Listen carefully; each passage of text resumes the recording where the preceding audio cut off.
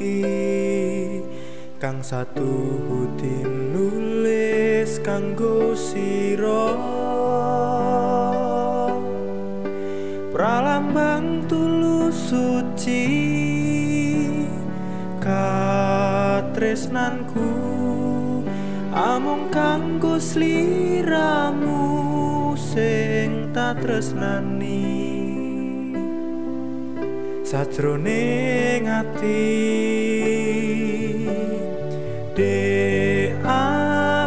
mangun sumpah prasetya ing tembetan bakal citra ninggalke sajroning sepi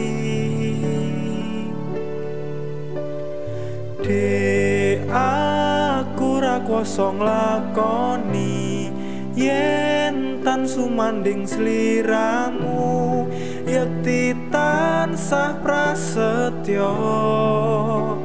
anganti sliramu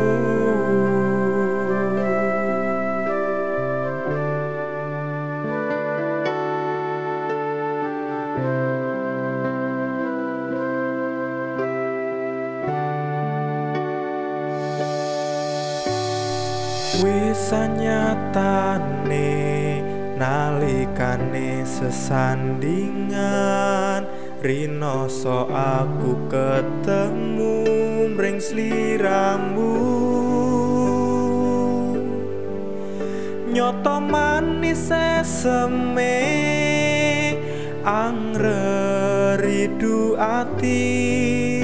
tan bisa gawe gelo amung tansah nentremake ati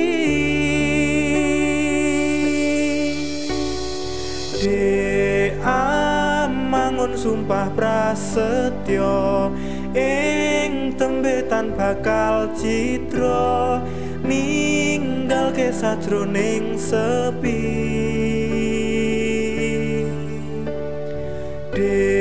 aku ra kuwasa nglakoni yen tan sumanding sliramu yekti tansah prasetya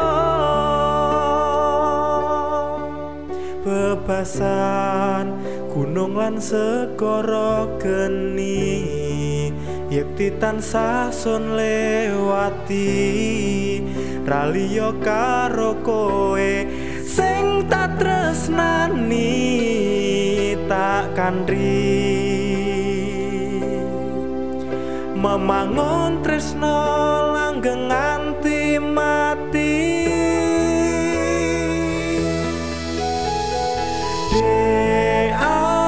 mangun sumpah prasetya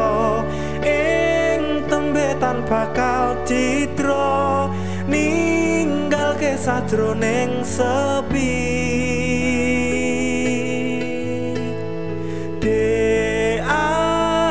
mangun sumpah prasetya ing tembetan bakal citra ninggalke sajroning sepi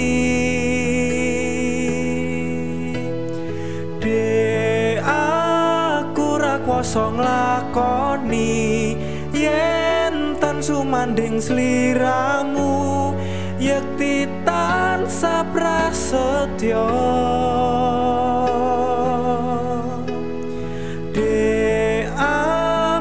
mangun sumpah prasetya ing tembetan bakal citra ninggalke sajroning sepi